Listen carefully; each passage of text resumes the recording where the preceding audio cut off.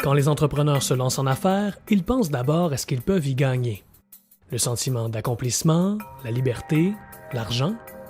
Le hic, c'est qu'ils ne soupçonnent pas tout ce qu'ils peuvent y perdre. Tu n'as pas le choix de négliger ton entourage jusqu'à un certain point, puis que ce soit des amis, que ce soit la famille, que ce soit des rencontres ou des événements auxquels tu étais supposé participer, que finalement tu ne peux juste pas participer parce que ça ne te permettra pas d'atteindre tel ou tel objectif dans ta start-up. J'ai même entendu une jeune femme me dire qu'elle a dit à sa mère « Là, maman, je ne te parlerai pas pour les 6 prochains mois parce que je suis en train de lancer une entreprise, ça me tient à cœur, tu comprends pas ce que je fais, puis à chaque fois que je t'en parle, tu fais juste me décourager, puis j'ai pas besoin de ça. » Je m'appelle Carl Retino Parazelli et vous écoutez le Mythe Startup, le balado qui vous emmène dans les coulisses du monde de l'entrepreneuriat.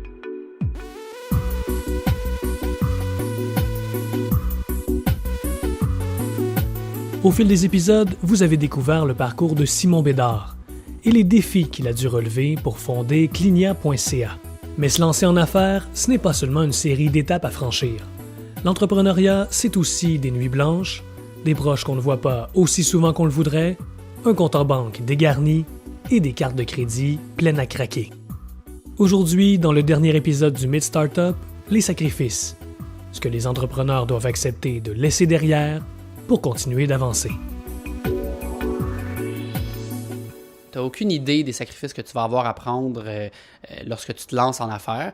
Puis tu peux le lire, tu peux en entendre parler, tu peux dire « Ah ouais, mon ami, lui, il s'est passé tel truc ».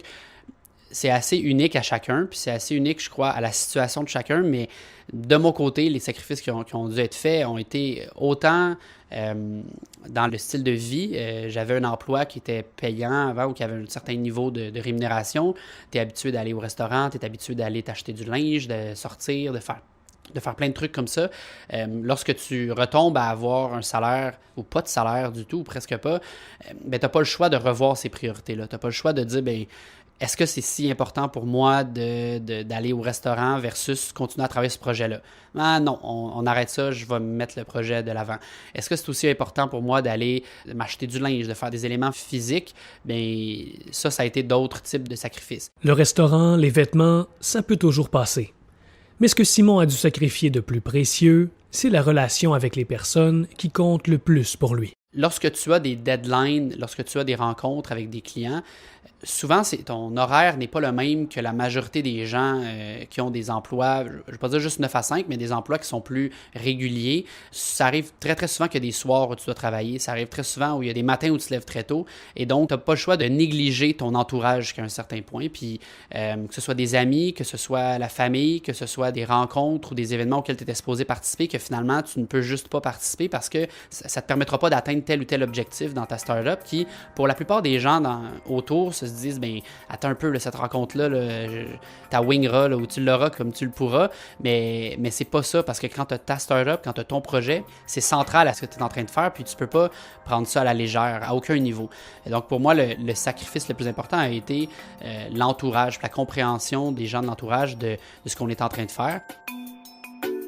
L'autre problème, c'est que lorsqu'on est entrepreneur, on ne choisit pas le moment où nous vient une bonne idée. Tu sais, lorsque tu développes une startup, il y a une grande portion qui est de la créativité, où est-ce que tu dois dire, peu importe l'élément, là, que ce soit au niveau créatif visuel, qu'au niveau créatif technologique, ou tu as besoin de réfléchir souvent à des façons nouvelles de faire les choses.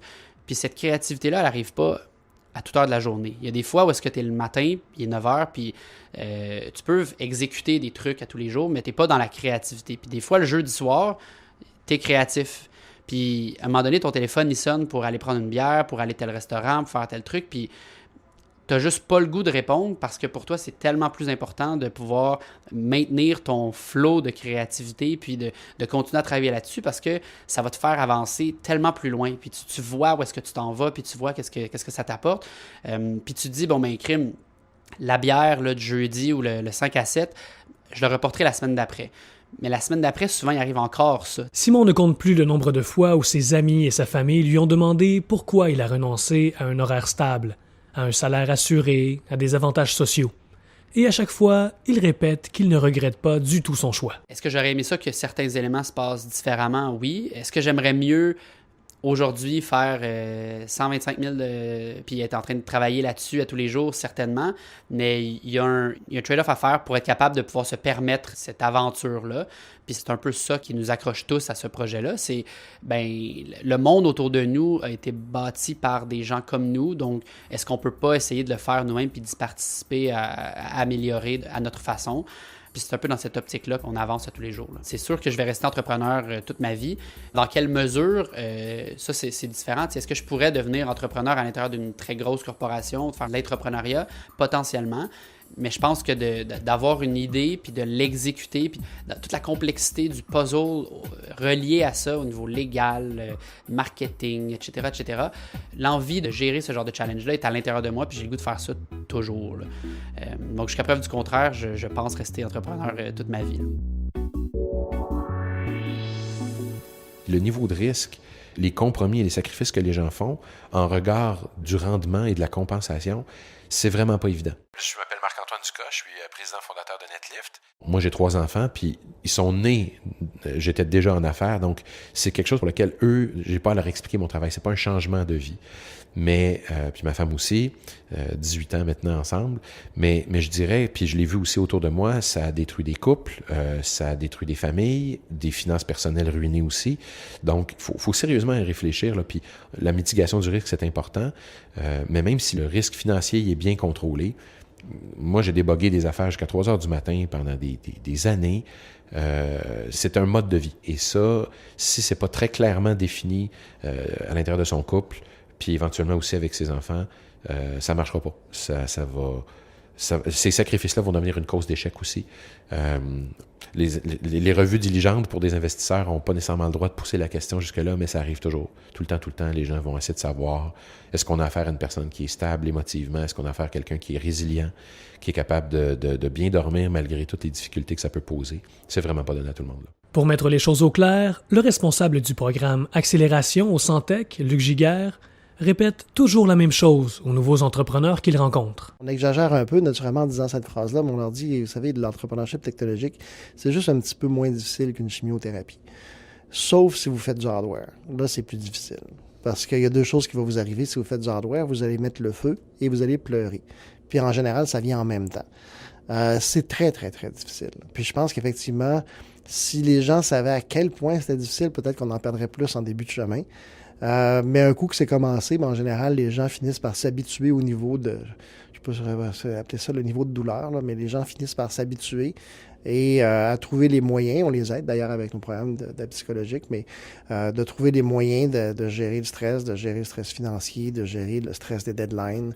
On finit par s'habituer à la température de la marmite. La directrice générale de la Fondation Montréal Inc., Liette Lamonde, confirme que lorsqu'on se lance en affaires, la relation avec les proches peut en prendre pour son rhume.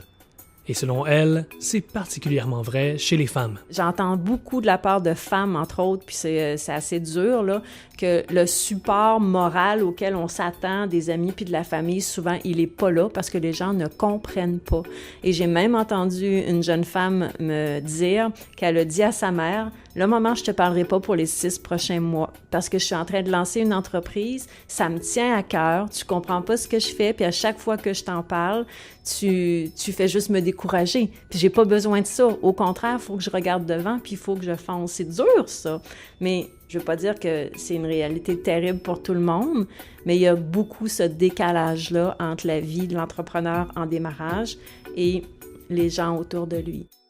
Raison de plus de le faire pour les bonnes raisons, fait remarquer la directrice générale d'Innocité Montréal, Béatrice Couture. Ceux qui se lancent là-dedans en se disant qu'ils vont devenir millionnaires, là, ben c'est pas la bonne raison de le faire. C'est vraiment pas la bonne raison de le faire.